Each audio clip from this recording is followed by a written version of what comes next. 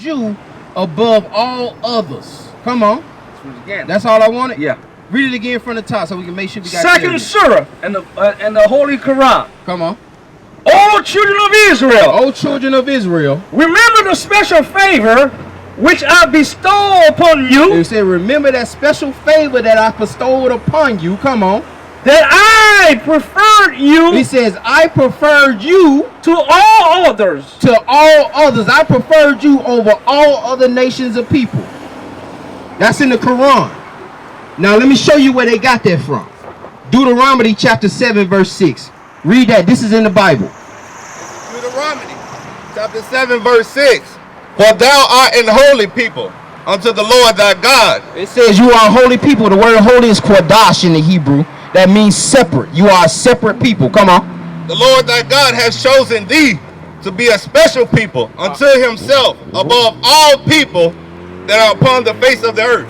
He says, I chose you to be above all people that are upon the face of the earth. So we understand that even in the Quran, that the Israelites, the so-called blacks, and that's what we bringing out, that the blacks, Latinos, and Native Americans, that we are actually the true children of Israel. With God's chosen nation of people. That's why we run the fastest. That's why we jump the highest. That's why we the most innovative people on this planet. Right? So the Quran is 600 years after the Bible. After the Bible.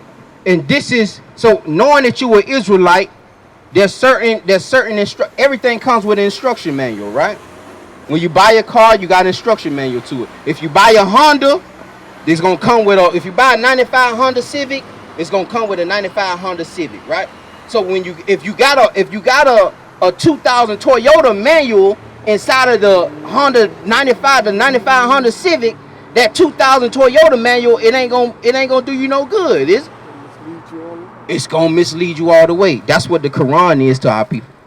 That's what Christianity is to our people, right? This is our instruction manual. The Bible is our instruction manual, right? That's what we can't. That's what the Most High gave us to direct us, to give us our instructions, right? And so when you don't put something together right, it ain't gonna operate properly. And that's why the so-called black man, we supposed to be rulers above all nations on this planet, because we're not operating according to the manual. We're dysfunctional people. That's why we have the self-hatred and the hatred for our brothers, and we can't unify. We can't, right? Let me show you some of the curses while we identify ourselves as these Israelites. Give me Deuteronomy chapter 28. What's your name one more time, brother? Napoleon Hayes. Napoleon Hayes. We appreciate you stopping. I ain't gonna hold you long. 28, which one you want the curses? Which one? I want 28 verse 15. Deuteronomy chapter 28. Verse 15.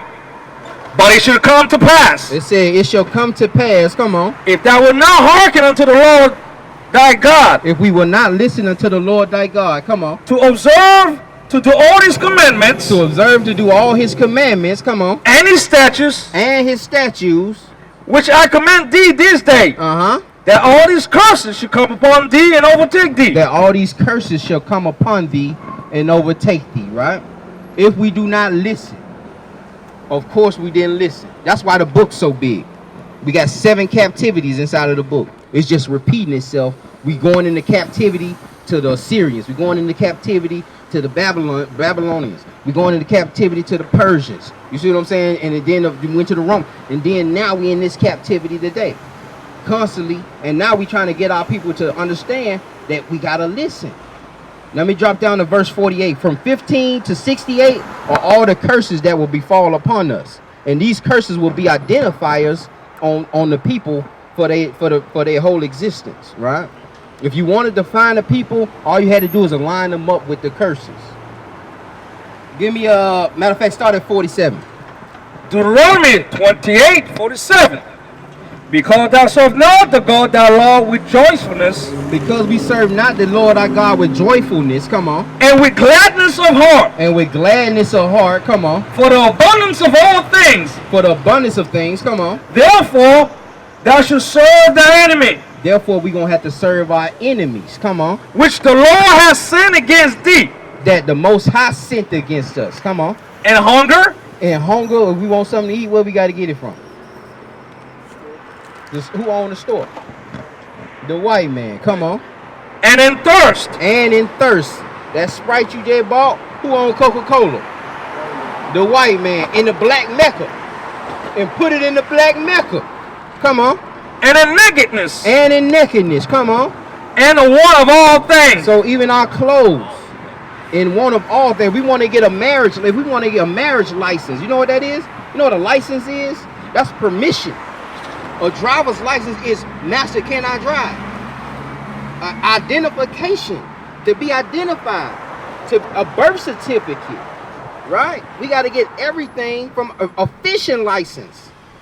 You see what I'm saying? A hunting license, a gun license. Master, can I protect myself? You see what I'm saying? And one of all things, we're going to have to go to our master. Keep going. And then he should pour a yoke of iron upon thy neck, Then he going to put a yoke of iron upon our neck. Right? until he hath destroyed thee. Until he have destroyed us. The reason we don't have yokes on our neck now, why?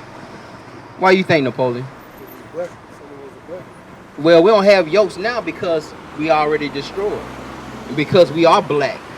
You see what I'm saying? Because black ain't a nation of people. Where the land of black at? The land of black in Africa? Is there a country called land of black? What's the language for a land of black? There ain't no language. You see what I'm saying? There ain't no country. There ain't no resources. There ain't no military. Who sits in the seat for the so-called African American in the UN? The white man.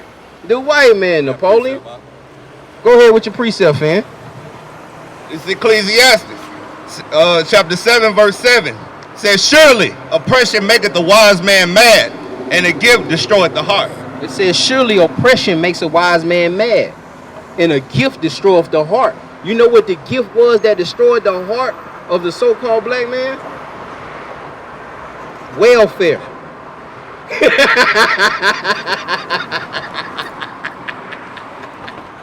Say that. You see what I'm saying? So the reason we don't have yokes on our neck now because we train pit bulls. You see what I'm saying? We not gonna bite master's hand now. We become creatures of habit, right? That's what we have come to expect. We've accepted being at the bottom. That's the norm for us. We accepted having bad credit. That's a norm for us. That's part of our culture. But that culture was given to us. That culture, we've been manipulated into that culture by the music that we listen to, by the television that we watch. You see what I'm saying? So we got to really start meditating on these scriptures to find our real culture. That's why women walk around here with the weave in their head. That's why they don't have appreciation for their own hair. You see what I'm saying? Because they've been manipulated. They've been that self-hatred has been pretty much cultured into them by the television, by their programming. That's why they call it TV programs. But they did a study on a dog where they chained the dog up to a pole. They chained the dog up to a pole, and then they set the food just enough in front of the dog where he couldn't get it. And the dog fought to try to get the food, to try to eat the food, right? And then eventually it started getting lacerations on his neck, and eventually it just gave out. It stopped trying to get the food. It knew he couldn't get it. It just tired itself out. So then a couple days later, they tied the dog up, tightened his leash up more, and made it shorter, and they moved the food closer. And then he fighting, he trying to get it, and he still can't get it. Eventually he stops, right? Eventually he stops trying to get it. At that point, they take the food and they put it directly to his mouth, right? They put it directly in front of him where now he can get the food. But guess what? He not gonna even try to get it no more. He not gonna even try to get it. And that's the so-called black man today. That's the so-called black man, Latino man, Native American Indian. We not even gonna try to get the food no more. Even though it's because we've been conditioned by our oppression. We've been conditioned. So every time they loosen, and you know how they loosen the leash? They loosen the leash by integrating us and giving us integration, right? They loose the leash by allowing us to vote. You see what I'm saying? They loose the leash. They loose the leash by affirmative action, or doing these little, and again, all them gifts, just like I just brought out, the gifts destroy the heart. So they loosen the leash. So then we're not really trying to get the food, and the food really is liberation, really is true freedom, really is being self-sufficient, right? So we don't. The only way to bring that dog to eat the food, they know what they have to do. They have to force feed the dog. They have to actually put a tube in the dog's mouth, put the kibbles and bits in his mouth, and that's what we waiting on the white man to do. And of course, the white man not gonna do that. He not gonna do that. Right? He not gonna do that. Right? So it's on us. It's on us to understand that analogy, understand where we at, and to wake up so we can become self-reliant. Let me give you this last curse to show you about the captivity, about the slavery of us being brought over here. You had any questions? 68. 68. Bring that out. Deuteronomy chapter 28, verse 68. And the Lord should bring thee into Egypt again with ships. He said he's going to bring us into Egypt again. Egypt means, is the word Misraim, and it means bondage. So I'm going to bring you into bondage again with ships. If you know what Israel and Egypt, you didn't need a ship to get there. You see what I'm saying? So I'm going to bring you into another Egypt. See it? See the back of the dollar right where his foot at? The back of the dollar bill got the pyramid on there. Got the eye of horse, because they done ramshack Egypt. Just like in 70 AD they ramshacked Israel and took all of our just took all of our symbols and all of our books and library, all the knowledge. They done sit up there and they ramshacked all of those places, right? And took that knowledge, and that's why they the culture vultures they are. You see what I'm saying? That's why they dabble in all those different things. They, even when they went into Egypt, they started trying to mummify themselves and make themselves out to be Egyptians. And they planted that on us in television. Where they were doing Egyptian movies and showing that they was the Egyptians. And they was the Israelites. They still doing that. And so we got to wake ourselves up. We starting to wake up, but we got to really, really start in tuning and getting back to these laws, statutes, and commandments. But he said he's going to bring us to Egypt again by ships. Come on. By the way, well, I speak unto you, thou shalt see it no more again. And the way that you came, your homeland, you're not going to see it no more again. Come on. And there ye shall be sold unto your enemies. It said there you're going to be sold unto your enemies. Come on. For bondman. For what? For bondman. For slave man. And bondwoman. And slave woman. Give me Hebrews 12:6. For bondman and bondwoman. Come on. And no man shall buy you. And no man shall buy you. No man's going to be able to redeem you out of this. Because there's always been slavery. And there's going to be slavery also in the kingdom of God. All those nations that took us into captivity, they were going to be our slaves in the kingdom of God. But there was a slavery what they call an indentured servitude, where you could work your way off, or right, you can loan yourself out. You see what I'm saying? And that's what we do at these jobs now.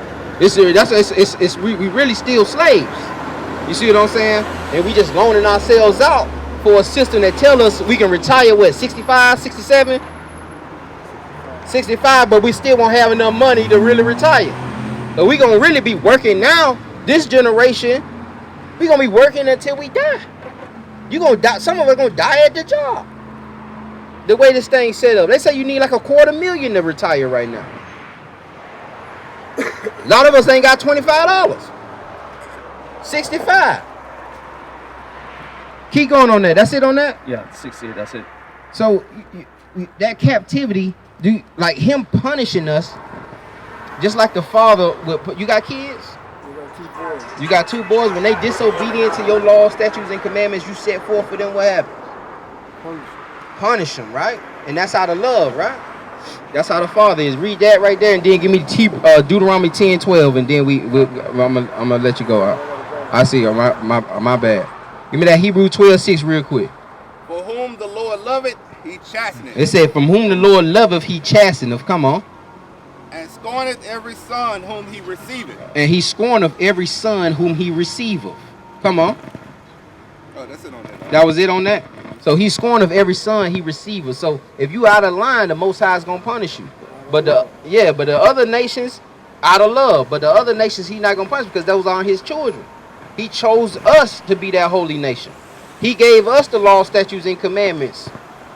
He didn't tell the rest of them folks to follow that. Give me that Deuteronomy 10:12. We'll understand the requirement. We give you a flyer out. We got a classrooms. Oh, you got one already? All praises, all praises. Deuteronomy chapter 10, verse 12. And now, Israel, what do the Lord thy God require of thee? Now that you know you Israel, what does the Lord thy God require of thee? Come on. But to fear the Lord thy God, But to fear the Lord thy God, to walk in all his ways, to walk in all his ways, and to love him, and to serve the Lord thy God with all thy heart and all thy soul. to love him and serve the Lord thy God with all thy heart and all thy soul. To love to serve him with all thy heart and all thy soul. All right, Brother Napoleon. All right, check us out, man. We got some information on that flyer. Check that flyer out. And we do classes online. You can call in. You can come to the school. You know what I'm saying? And check out some of the information. You have any questions, just let us know, brother. All right, man. Thank you, brother.